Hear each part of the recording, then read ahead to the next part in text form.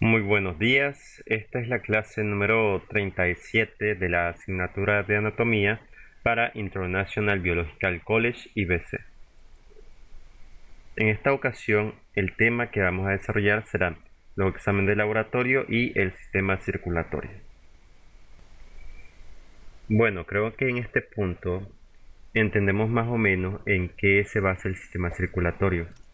Básicamente es una red de vasos sanguíneos que transportan la sangre a cada una de las células del cuerpo y pues está impulsado por el corazón, un músculo especializado en bombear la sangre. Y pues la sangre circula por todos los vasos sanguíneos. En este aspecto, cuando decimos exámenes de laboratorio o exámenes clínicos, lo primero que podríamos pensar son en exámenes de sangre, lo cual es cierto. Pero debemos ver cuáles son las partes que componen al sistema circulatorio.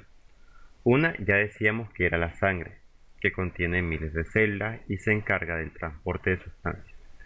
Después tenemos el corazón, encargado de impulsar la sangre y coordinado con el sistema autónomo.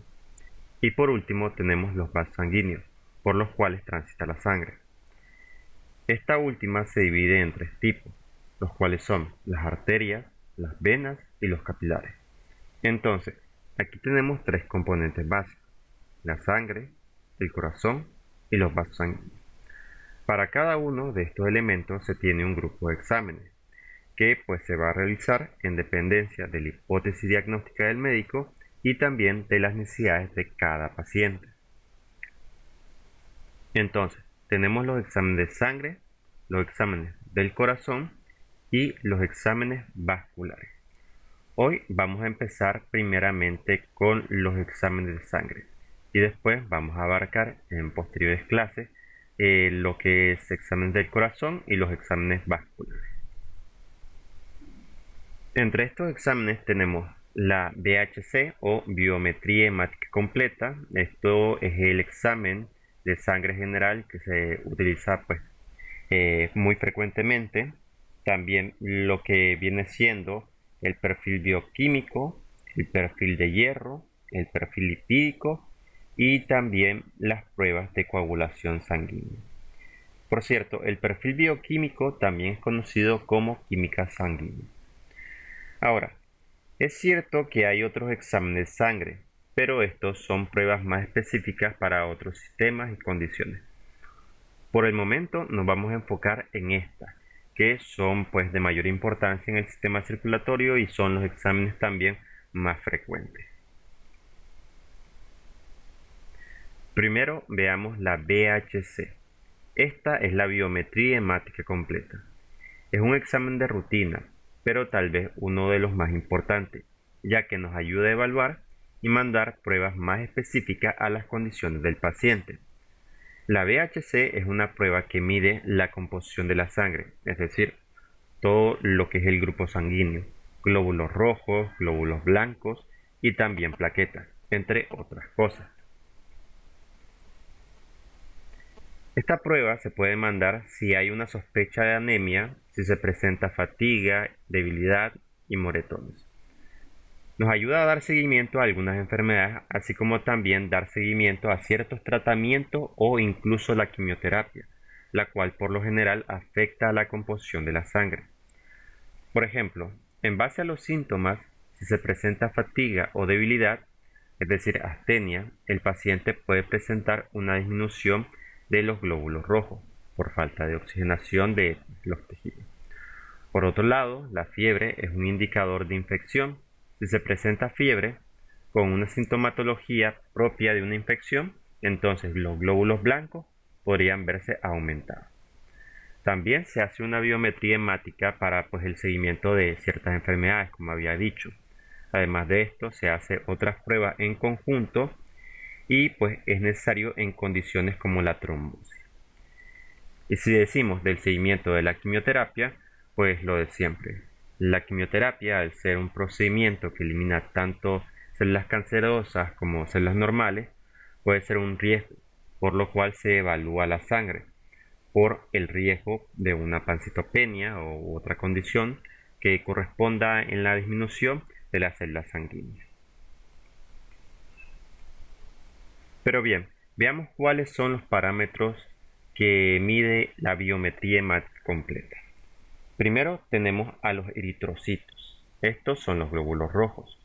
Se encargan tanto de transportar oxígeno al cuerpo y dióxido de carbono a los pulmones.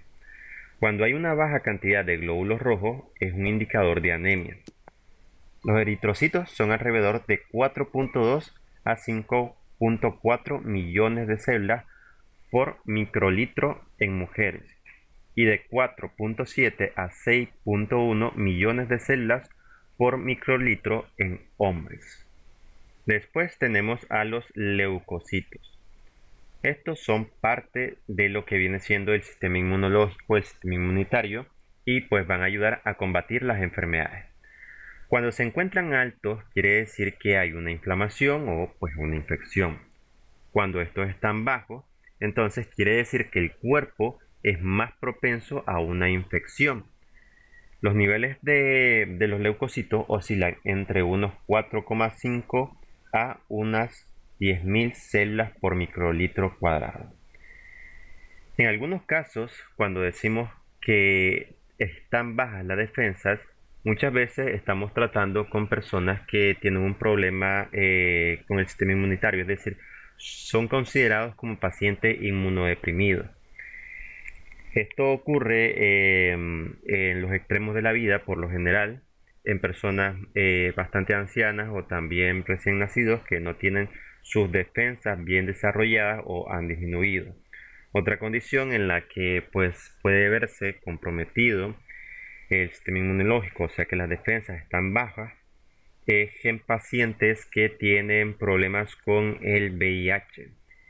VIH es conocido como virus de inmunodeficiencia adquirida y básicamente es eso.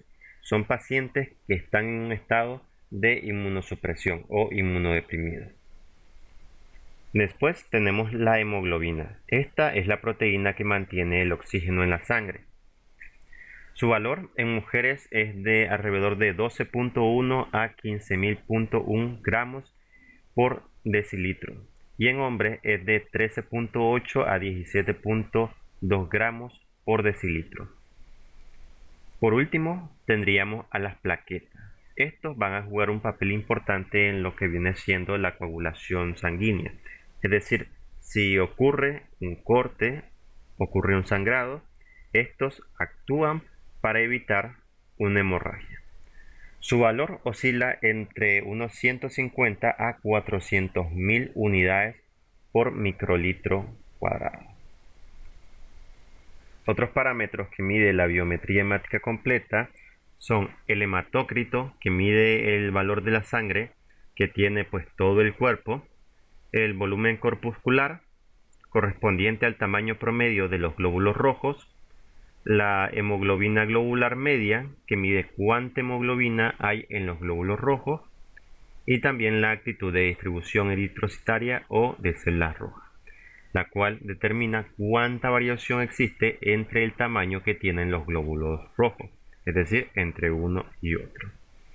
Ahora veamos el perfil bioquímico.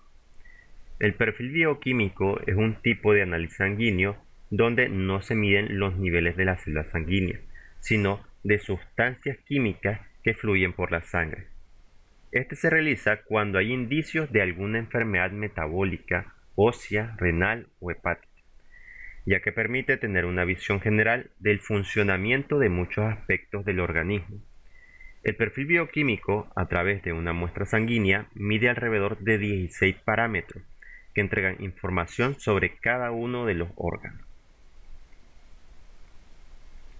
Este examen nos puede ayudar a tener información acerca de los niveles tanto de glucosa, la prueba de nitrógeno ureico en sangre, la urea, la creatina sérica, el ácido úrico, el colesterol total, la bilirrubina, tanto directa e indirecta, proteínas totales, albúmina, globulina y fosfata alcalina.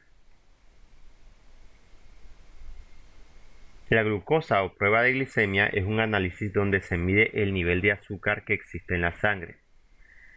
La principal causa de la elevación de la glucosa es la diabetes y ocurre cuando el páncreas no produce suficiente insulina. Los niveles normales de glicemia serían alrededor de unos 125 miligramos por decilitro. Después tenemos el nitrógeno ureico y urea.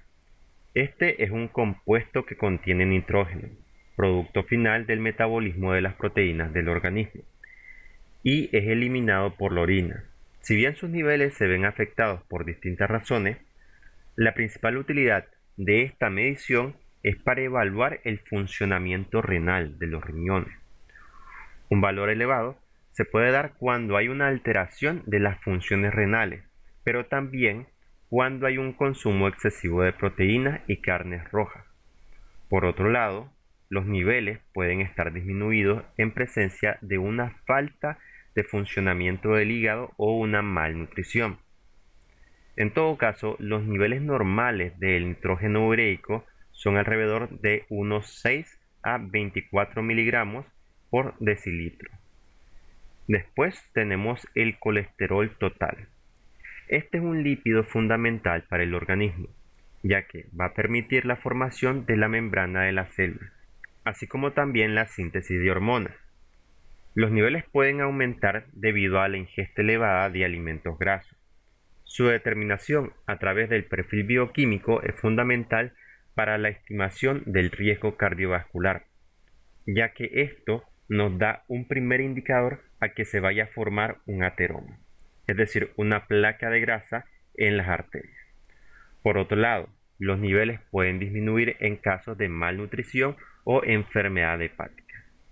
Los valores normales con respecto al colesterol son de alrededor de 130 a 200 miligramos por decilitro.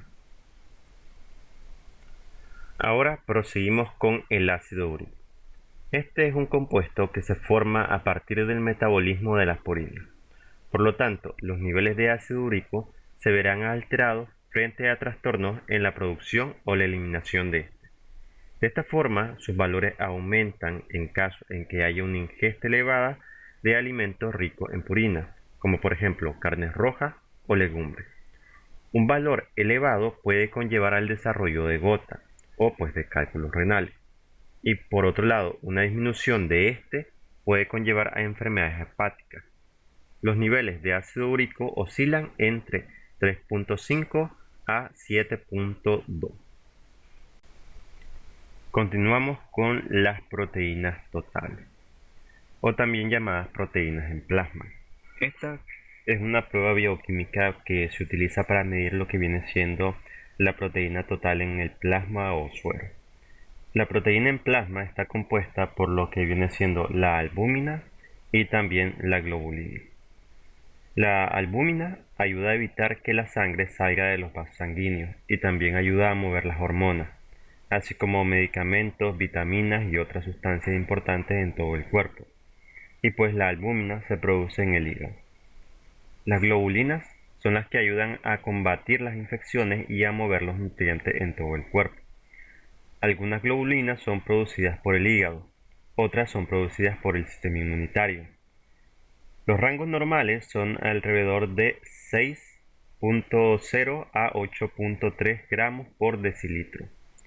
Esto en el total, es decir, en las proteínas totales. Y por aparte tenemos la albúmina, que correspondería a un 3.4 a 5.4 gramos por decilitro, y la globulina de 2.0 a 3.5 gramos por decilitro. Ahora seguimos con la bilirrubina. La bilirrubina es un pigmento amarillento que se genera durante la descomposición normal de los glóbulos rojos. Esta pasa a través del hígado y finalmente se expulsa del cuerpo. Los niveles de bilirrubina por encima de lo normal pueden indicar diferentes tipos de problemas hepáticos o también de los conductos biliares. En ocasiones, los niveles más elevados de bilirrubina pueden ser provocados por un mayor índice de destrucción de los glóbulos rojos, es decir, ocurre una hemólisis. Los resultados normales de la bilirrubina total es de alrededor de 1.2 gramos por decilitro en sangre. Después continuamos con la transaminasa AST, o también llamada astrato aminotransferasa por sus siglas AST. La AST es una de las enzimas que ayudan en el hígado a transformar el alimento en energía. Una concentración alta de esta enzima puede ser un signo de que el hígado está lesionado o está irritado. Suele estar relacionado con problemas en el hígado, desde problemas menores como hígado graso o un consumo excesivo de alcohol, hasta otros más graves como por ejemplo la cirrosis o la hepatitis. Los niveles normales de AST son alrededor de 5 a 50 unidades por litro en hombres y en mujeres son de 5 a 35 unidades por litro. Después tenemos la transaminasa, pero ALT. También se le conoce como alanina aminotransferasa y es una de las enzimas producidas por los hepatocitos, que son células que se encuentran en el hígado. Esta enzima se encuentra principalmente en el hígado, pero también de forma residual en los riñones, el corazón y los músculos. Cuando se produce una lesión en alguno de estos órganos, pero principalmente en el hígado, la cantidad de ALT liberado en sangre va a aumentar. Los niveles normales en sangre son alrededor de 7 a 50 unidades por litro en el hombre y de 7 a 35 unidades por litro en las mujeres. Seguimos con la gamma-glutaminotransferasa. Sus siglas son GGT. La gamma-glutaminotransferasa es una enzima que está en todo el cuerpo, pero principalmente en el hígado. Cuando el hígado está dañado, esta se puede filtrar hacia la sangre y los niveles altos de gamma-glutaminotransferasa en sangre pueden ser un signo de enfermedad en el hígado o pues también de daño en las vías biliares. Los valores normales oscilan entre los 5 a 40 unidades por litro. Continuamos con la deshidrogenasa láctica, enzima que pertenece a un grupo de enzimas que participan en la producción de energía de las células y pues que se encuentran en la sangre y otros tejidos del cuerpo. A veces una cantidad elevada de deshidrogenasa láctica en sangre indica daño en los tejidos o la presencia de algunos tipos de cáncer u otras enfermedades. También se llama deshidrogenasa de ácido láctico y pues los niveles normales son de alrededor de 105 a 333 unidades por litro. Estas, por cierto, UI son unidades internacionales. Después está lo que viene siendo la fosfata alcalina, con la denominación Fa. La Fa es una de las enzimas, como la mayoría de las que hemos visto, que está en el hígado, pero también se puede encontrar en otros lugares, como por ejemplo los huesos, los riñones y también en el aparato digestivo. Cuando el hígado está dañado, la Fa puede filtrarse al torrente sanguíneo y pues los niveles elevados de Fa pueden indicar un daño en el hígado o una enfermedad en los huesos. Los valores normales oscilan entre los 44 a los 147 unidades internacionales por litro. Ahora seguimos con el calcio. Este, como sabemos, es uno de los minerales más abundantes que se encuentra en el cuerpo humano. Los dientes y los huesos son los que contienen la mayor cantidad. Los tejidos corporales, las neuronas, la sangre y otros líquidos del cuerpo también contienen restos de calcio. Y sus valores normales oscilan entre los 8.5 a 10.2 gramos por decilitro. Y por último tenemos el fósforo. El fósforo es un mineral que constituye el 1% del peso corporal total de una persona. Es el segundo mineral más abundante en el cuerpo y está presente en cada una de las células del organismo. La mayor parte del fósforo en el organismo se encuentra principalmente en los dientes y en los huesos. Y su principal función es la formación de estos y va a formar un papel importante en la forma en la que el cuerpo usa los carbohidratos y las grasas. Sus valores normales oscilan entre 2.8 a 4.5 gramos por decilitro. Bueno, y aquí terminaríamos con la clase del día de hoy.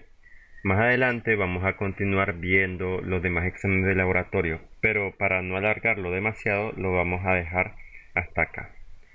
Solamente para finalizar, me gustaría decir que la importancia de los exámenes de laboratorio o exámenes clínicos radican en la hipótesis.